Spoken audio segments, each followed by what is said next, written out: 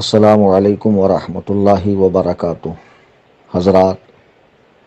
معتبر ذرائع سے یہ خبر ملی ہے کہ 2 روز قبل پاکستان میں حضرت مولانا آصف اشرف جلالی صاحب زید مجدہو کو گرفتار کیا گیا۔ جب یہ خبر ملی بہت دلی تکلیف ہوئی، دل اداس ہوا، یہ سوچ کر کہ وہ پاکستان جس کے قیام میں علماء اہل سنت نے بے شمار قربانیاں پیش کی اور عوام کو سمجھایا پاکستان کا مطلب کیا، لا الہ الا اللہ، اور جس کا باقاعدہ نام رکھا گیا اسلامی جمہوریہ پاکستان، وہاں کی موجودہ حکومت کا یہ عمل انتہائی قابل مذمت ہے اور اس قابل ہے کہ اس کا بھرپور رد کیا جائے۔ بھلا بتائیں کہ جس ملک میں علماء حق کو گرفتار کیا جاتا ہو اور اوباش قسم کے لوگ مسند پر بیٹھے ہوں اور وہ لوگ علماء کا فیصلہ کریں، تو پھر اس سے برے دن اور کیا ہو سکتے ہیں۔ سب لوگ جانتے ہیں کہ مولانا آصف اشرف جلالی صاحب کا جو میٹر ہے وہ لگ بھگ 2-3 ماہ سے گرمایا ہوا ہے۔ وجہ اس کی کیا بنی، کچھ ہمارے بھولے بھالے سنی بھائی بھی اور پیران کرام بھی، علماء کرام بھی ان کی مخالفت میں اتر گئے بغیر انجام کی پرواہ کیے، اور یہ سوچے بغیر کہ آگے اس کی زد کہاں تک جائیں گی اور اس سے کس کو خوشی حاصل ہوں گی۔ حضرات، پاکستان میں کچھ روز قبل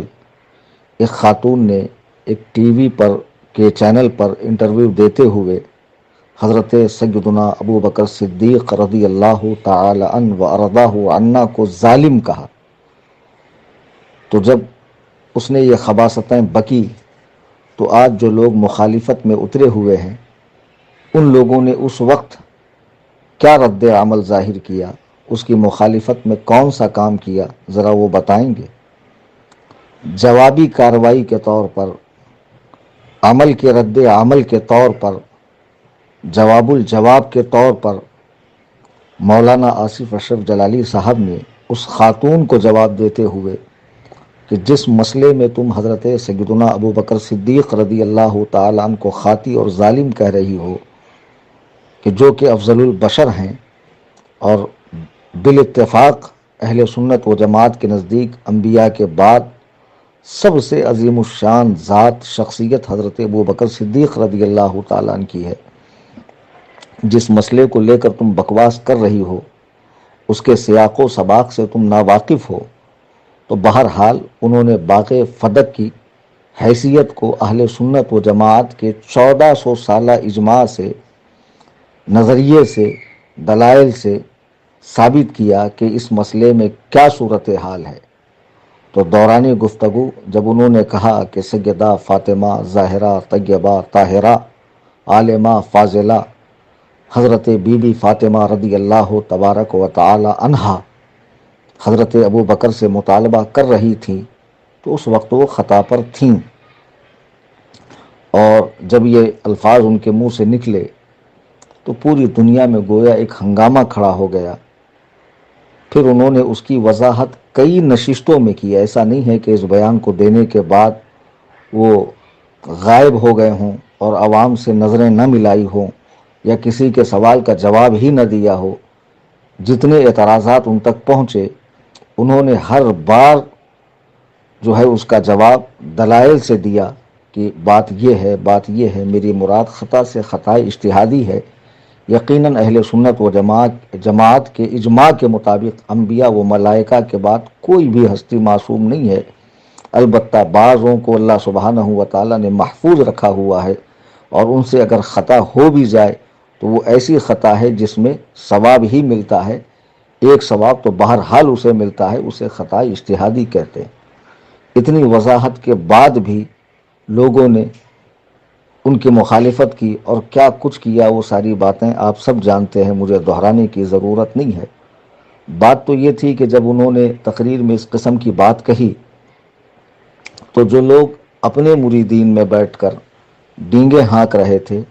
ان کے سامنے جاتے، مناظرہ کرتے، عوام الناس کو بھی واضح ہو جاتا دودھ کا دودھ اور پانی کا پانی، لیکن بہرحال مخالفت اتنی شدت اختیار کر گئی کہ موجودہ حکومت نے ان کو گرفتار کروایا۔ یہ موجودہ حکومت کون سی ہے؟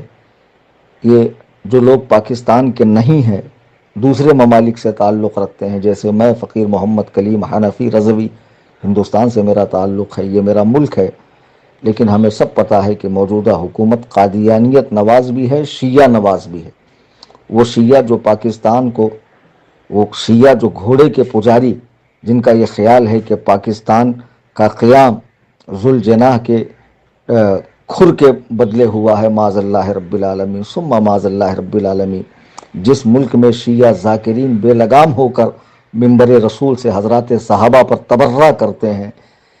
ایسے کتنے ذاکرین ہیں جو حضرت علی کرم اللہ وجہہ الکریم کو مقام الوہیت پر بٹھاتے ہیں، حضرات ائمہ کو معاذ اللہ معصومین قرار دیتے ہیں، حضرات صحابہ کو گندی گندی گالیاں دی جاتی ہے، ان پر تو کوئی ایکشن نہیں لیا جاتا، ان پر تو کسی طرح کی کوئی کارروائی نہیں کی جاتی ہے۔ لیکن ایک عالم دین نے مسئلہ بتاتے بتاتے دوران گفتگو یہ لفظ کہا، اور بعد میں اس کی وضاحت کئی نشستوں میں کی، کئی مرتبہ بتایا کہ میری مراد کیا تھی، پھر نعرہ بھی لگوایا بے گناہ بے خطا سیدہ ظاہرہ طیبہ طاہرہ۔ اس کے باوجود بھی انہیں قید کرنا، اور ان کے قید ہونے پر جو سنی خوشیاں منا رہے ہیں، ذرا وہ اپنے دل کے جھرونکے میں جھانکے اور اپنے دل سے پوچھے کیا واقعی آصف اشرف جلالی گستاخ اہل بیت ہے؟ تم معمولی باتوں پر لوگوں کو سنیت سے خارج کرو گے، ناسبیت اور خارجیت کے فتوے لگاؤ گے، تو سب سے بڑی فتویٰ فیکٹری تو جناب آپ ہی ہوئے، تو دوسروں کو آپ کیوں کہتے ہیں کہ فلاں جو ہے وہ فتاوی کی فیکٹری ہے؟ نہیں، بالکل ایسا نہیں ہے۔ آپ کو کوئی حق حاصل نہیں ہے کہ آپ کسی سچے محب صحابہ و محب اہل بیت کو معاذ اللہ گستاخ قرار دو۔ یقین جانیے کہ جو بھی اعلیٰ حضرت امام اہل سنت رضی اللہ تعالیٰ عنہ کے دامن سے وابستہ ہوتا ہے،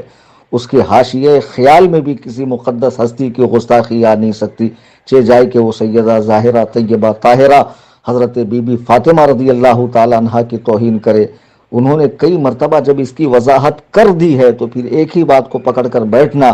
اور ضد پر اڑ جانا اور حکومت سے مانگ کرنا کہ وہ ان کو گرفتار کر لے، تو آپ خوش فہمی میں نہ رہیں۔ آج ان کی باری ہے تو کل آپ کی بھی باری ہوگی، اس لیے کہ یہ جو حکومت ہے یہ قادیانیت نواز ہے، یہ اسرائیل نواز ہے، یہ امریکہ نواز ہے، یہ شیعت نواز ہے۔ ورنہ بتائیے جس ملک میں شیعہ اتنی قلیل تعداد میں ہوں، وہاں پر اہل سنت کے ایک جلیل القدر عالم دین کو، مفکر اسلام کو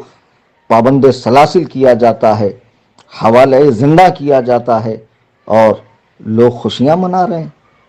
آپ کو شرم آنی چاہیے کہ جن شیعہ ذاکرین نے ممبروں سے حضرات صحابہ کو گالیاں دی ہیں، حضرت ابو بکر و عمر و عثمان رضی اللہ عنہم کو چور کہا ہے معاذ اللہ رب العالمین، ان کے مجرم تو کھلم کھلا گھوم رہے ہیں، اور ایک عالم دین نے ایک مسئلے کی وضاحت کے ضمن میں یہ بات کہی اور پھر اس کی بھی تشریح کئی مرتبہ کر چکا، تو آپ حضرات اسے جیل بھجوا رہے ہو اور خوشیاں منا رہے ہو، اور اس طرح کی دفعہ ان پر لگائی گئی ہے کہ جس کا انجام پھانسی تک ہو سکتا ہے۔ مسلمانوں ہوش کے ناخن لو، بالخصوص پاکستان کے سنی مسلمان، اور بالکل اپنے قائد کے لیے، ایک عالم ربانی کی حمایت کے لیے اٹھ کھڑے ہوں۔ اللہ کی عزت و جلال کی قسم اگر آج کھڑے نہ ہوئے تو پھر تمہارے علماء، تمہاری مساجد، تمہارے مدارس، تمہاری خانقاہیں، مزارات کا تقدس بھی پامال ہو جائے گا۔ خدا را ایسا نہ کریں، آپسی اختلافات بھلا دیں، ایک عالم دین کی بات کو سمجھیں اس نے کہا کیا ہے، اور اس کی تشریحات کو سمجھیں، اور خدا را اس قسم کا ظلم نہ کریں۔ میرے بزرگوں، دوستو، ایک بات اور کہ اگر ان کی بات غلط ہوتی تو پوری دنیائے سنیت کا مرکز اہل سنت بریلی شریف سے حضور قاضی القضات فی الہند جگر گوشہ سرکار تاج الشریعہ مظہر اعلیٰ حضرت سیدی سرکار مفتی اسجد رضا خان قادری دامت برکاتہم القدسیہ اور عالم اسلام کی مائے ناز شخصیت استاذ العلماء صدر العلماء امام الفقہا سراج المحدثین امیر المؤمنین فی الحدیث حضور پرنور سیدی مفتی ضیاء المصطفیٰ قادری برکاتی رضوی دامت برکاتہم القدسیہ نے تک ان کی تائید کر دی ہے۔ یہ علماء جن کی عمریں خدمت دین میں گزر چکی ہے، جن کی عمر کا بڑا حصہ خدمت اسلام میں گزرا ہے، جن کے آبا و اجداد کی خدمات آب زر سے لکھنے کے قابل ہے، یہ علماء نے ایسے ہی تائید کر دی ہے۔ خدا را ان کو بھی تو دیکھیں۔ آپ دیکھ رہے ہیں لچھے دار تقریر کرنے والوں کو، آپ دیکھ رہے ہیں ان سنی نما تفضیلی مولویوں کو کہ جنہوں نے اپنے بیان میں اماں عائشہ صدیقہ کو خاطی کہا، حضرت امیر معاویہ پر لعن طعن کیا۔ آپ ان کو نہ دیکھیں، ان کو دیکھیں کہ جن کی خدمات اسلام میں کس قدر ہیں، کہ جن کے شاگردوں کا حلقہ دنیا کے کونے کونے کے اندر پھیلا ہوا ہے۔ جب ان لوگوں نے تائید کر دی ہے تو ہم جیسے چھوٹے موٹے لوگوں کو کیا حق حاصل ہے کہ جس مسئلے کا ہمیں پتہ ہی نہیں ہے اس کے بارے میں ہم اپنی رائے رکھیں، اپنی تحقیق پیش کریں کہ میرا خیال یہ ہے۔ آج ان کا فیصلہ چائے کی ہوٹلوں پر، پان ٹپریوں پر، گلی اور چوراہے میں کیا جا رہا ہے۔ نہ ایسا نہ کرے، یہ خالص علمی مسئلہ ہے، بھلا اسے کورٹ کچہری پولیس والے فساق فجار یہ کیا حل کریں گے؟ میں فقیر محمد کلیم حنفی رضوی حضرت جناب آصف اشرف جلالی صاحب قبلہ کی تائید کرتا ہوں کہ انہوں نے جو بیان دیا تھا اور اس کی جو تشریحات اور تصریحات انہوں نے پیش کی ہیں وہ بالکل درست ہے۔ وہی عقیدہ اہل سنت و جماعت ہے جو متواتر ہے، جو تواتر سے چلا آ رہا ہے، اور اس کے خلاف جو لوگ عقیدہ محفوظہ کی آڑ میں معصومہ پیش کر رہے ہیں، معصومیت کا عقیدہ، وہ ہرگز اہل سنت و جماعت امت کے سواد اعظم فرقہ ناجیہ کا عقیدہ ہے ہی نہیں۔ اس کے لیے آپ کو پاکستان جا کر مناظرہ کرنے کی بھی ضرورت نہیں ہے۔